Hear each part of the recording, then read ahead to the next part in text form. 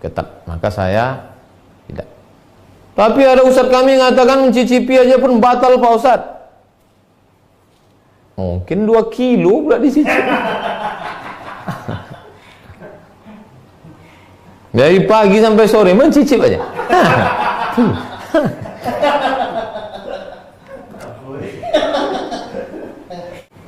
Ustadz, apa hukum mencicipi masakan di ujung lidah ketika puasa tapi tidak sampai ditelan? Yang membolehkan mencicipi masakan itu mazhab Hambali, karena rasa itu di ujung lidah. Ada di sini sensor perasa di ujung. Nah, asin, asam, pahit di ujung. Nah, asal terasa. Habis itu ludah lah. Karena yang dimaksud membatalkan puasa itu adalah idkhalu syai' ilal jauf. Idkhalu syai' ilal jauf. Memasukkan sesuatu ke dalam rongga.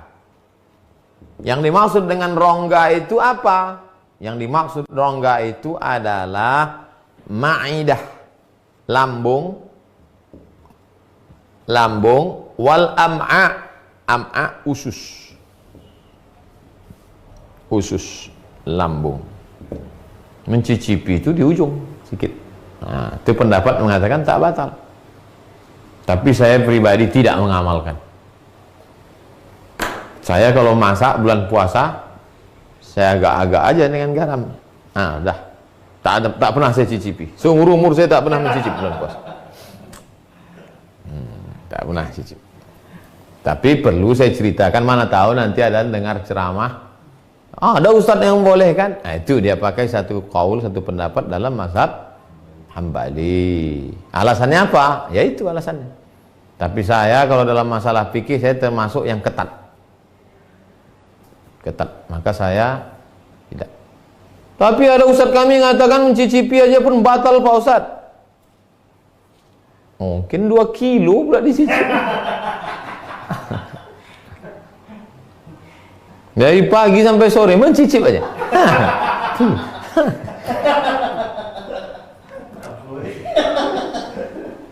Ustadz, bagaimana cara menghadapi suami yang sering sensitif sejak kena PHK?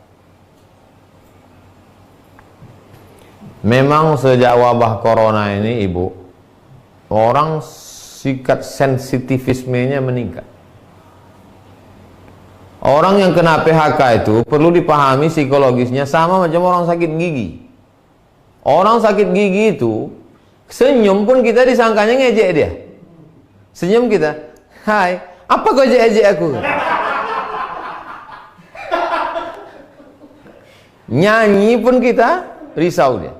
Apalagi nyanyi lebih baik sakit gigi daripada sakit hati.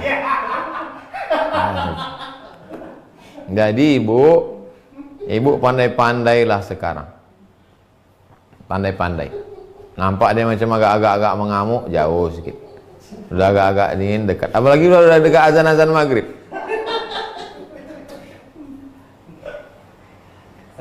Nanti azan zuhur pun dia mengamuk dia.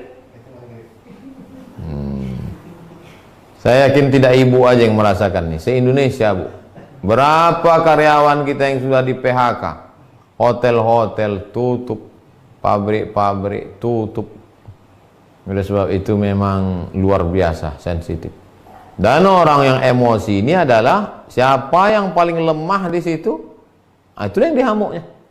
Dia mau ngamuk ke direktur, tak berani. Mau ngamuk ke security, tak berani. Mau ngamuk ke polisi, tak berani. Ngamuk ke DPR, tak berani.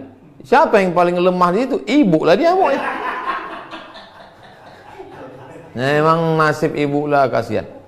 Itulah maka sorga itu diletakkan di bawah tapak kaki ibu. Sabar-sabarlah ibu menghadapi. Sabar-sabar, Bu.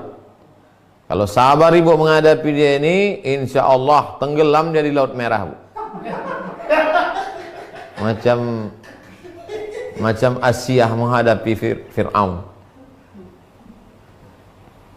Tidak hanya ibu yang menghadapi itu, seluruh Indonesia. Banyak-banyak bersabar, banyak-banyak berzikir. Pak M. Zainur Rifah, Ustadz boleh tak menunda mandi besar sampai pagi karena malu sama mertua kalau mandi sebelum imsak?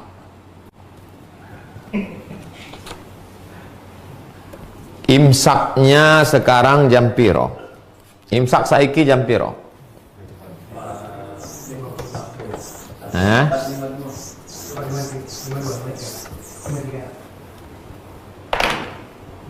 Imsak di Pekanbaru Riau jam 4.49. Imsak atau subuh, itulah, anggap aja subuh lah, subuh. Masalah mandinya sebelum subuh atau setelah subuh, no problem. Mandinya sebelum subuh atau setelah subuh, tak masalah. Yang jadi masalah adalah hubungannya kapan. Yang tak boleh itu hubungannya setelah subuh. Nah, itu yang tak boleh. Adapun hubungannya sebelum subuh, mandinya setelah subuh, tak masalah. Mana dalilnya? Ada satu bab khusus dalam Sahih Bukhari, bab tentang orang masuk waktu subuh dalam keadaan junub, puasanya sah. Nabi SAW idza qada hajatahu, kalau dia menunaikan hajatnya, dia berhubungan, kadang dia mandi, tapi kadang dia berwudu saja, lalu kemudian dia tidur. Oleh sebab itu maka kesimpulannya, kalau ada orang dalam keadaan junub, lalu kemudian masuk dia azan subuh itu dalam keadaan junub, puasanya sah. Setelah lewat 10 menit, 20 menit, baru dia mandi. Udah dikira-kira suami, dikira-kira mertuanya udah sampai subuh.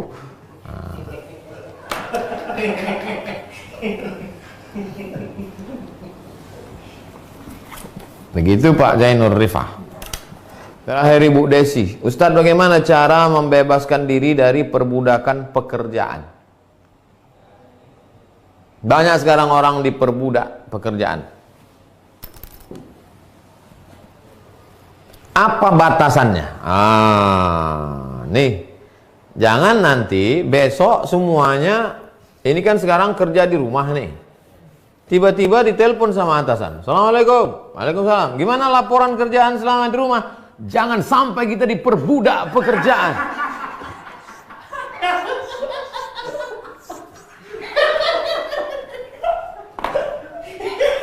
Bapak, tahu Bapak, kita ini jangan sampai diperbudak. Bukan itu maksudnya. Batasannya apa? Batasannya apa? Batasannya adalah syariat Islam. Sudah azan asar, Allahu Akbar, Allahu Akbar. Dia laporan dia lagi, Bang, abang nggak sholat asar, kata bininya.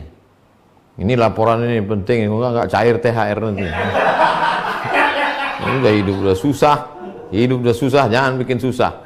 Udahlah di kantor susah, corona lagi, kau pula lagi susah. Lemparkan laptop ini nanti. Jam jalan juga, dia terus juga. Sejam udah. Abang tak sholat, kata bini. Itulah gunanya waktu sholat itu dibuat Allah panjang. Udahlah mau azan maghrib, abau. Itulah orang diperbudak jabatan itu. Itulah orang diperbudak kerja itu. Jadi batasannya dalam Islam ini ada. Batasannya bukan rasa-rasa. Batasannya itu sunnah Quran, sunnah Rasulullah SAW. Jadi kalau bapak masih rajin kerja, saya Pak Ustadz, suami saya itu rajin betul kerja, itu nampaknya diperbudak kantor dia itu. Enggak. Karena dia masih tidak meninggalkan syariat. Itulah kaji kita malam ini. Besok kita akan masuk stasiun yang ke-32, Namanya stasiun zikir. Rupanya kita baru bisa berzikir setelah lepas. Hanya orang merdeka saja yang bisa berzikir. Hanya orang merdeka saja yang bisa berzikir. Orang yang masih diperbudak pasar, maka mulutnya berzikir, hatinya di pasar. La ilaha illallah cabai, la ilaha illallah bawang, la ilaha illallah tomat. Orang yang masih diperbudak kantor, maka zikirnya zikir kantor. La ilaha illallah SPPD, la ilaha illallah gaji 13, la ilaha.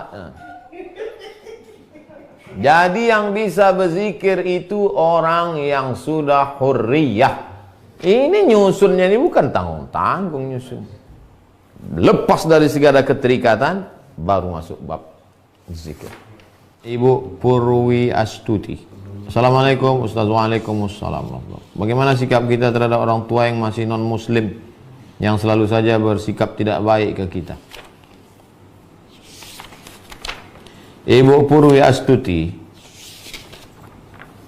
ibu tetap datang ke rumahnya, ke rumah ayah dan ibu yang non-muslim itu. Datang ke rumahnya, sanggup sebulan 2 kali, datang sebulan 2 kali. Papa, mama, saya belum bisa datang setiap seminggu sekali, karena setiap hari Ahad saya dengan anak dan suami di rumah. Tapi untuk hari Ahad kedua dan Ahad keempat jangan, tak ada duit, nanti bawa payah beli buah. Papa, mama, Ahad pertama, Ahad ketiga kami datang. Ahad pertama datang ke situ karena duit masih ada, gaji. Ahad ketiga, Ahad keempat sudah tak ada duit. Papa, mama, kami tetap datang Ahad pertama dengan Ahad ketiga. Datang. Belikan buah, belikan makanan, belikan yang sesuai kemampuan. Sampai di rumah itu, selamat pagi, selamat sore, selamat siang, cium tangannya, peluk dia, dengarkan ceritanya. Dicaci makinya engkau, Ibu Purwi Astuti, dasar kau binatang, monyet kau, diam aja. Jurusnya diam aja. Tahan-tahankanlah. Anggap aja dengar radio rusak. Dah habis selesai agak 1 jam, permisi. Terima kasih mama, ada tambahan. Nah, anak kurang ajar, pergi pulang. Tetap salami dia. Nanti hari Ahad ketiga datang lagi. Jangan bosan. Malam-malam menangislah. Jangan di depan dia menangis, karena dia makhluk, dia manusia. Menangislah di hadapan Allah. Tahajud tengah malam, menangis di hadapan Allah. Berilah hidayah hambamu ini ya Allah. Rupanya sulit bagi Allah untuk memberikan hidayah pada ayah ibumu itu, Ibu Purwi Astuti. Senang aja. Qalbul mu'min baina asabi'ir rahman. Hati orang beriman itu di jari jemari seperti membolak-balikkan duit logam. Mudah. Kenapa tak diberinya hidayah langsung? Dia ingin melihat Ibu Purwi Astuti dapat pahala yang besar. Malam-malam berdoa, ya Allah, berikanlah hidayah orang tuaku ini, ya Allah. Sampai 2. Ibu Purwi Astuti mati duluan atau mereka mati duluan. Tak ada kemungkinan yang ketiga. Hanya ada 2 kemungkinan. Pakailah jurus saya itu. Jangan kemana-mana. Boleh kemana-mana, tak apa-apa.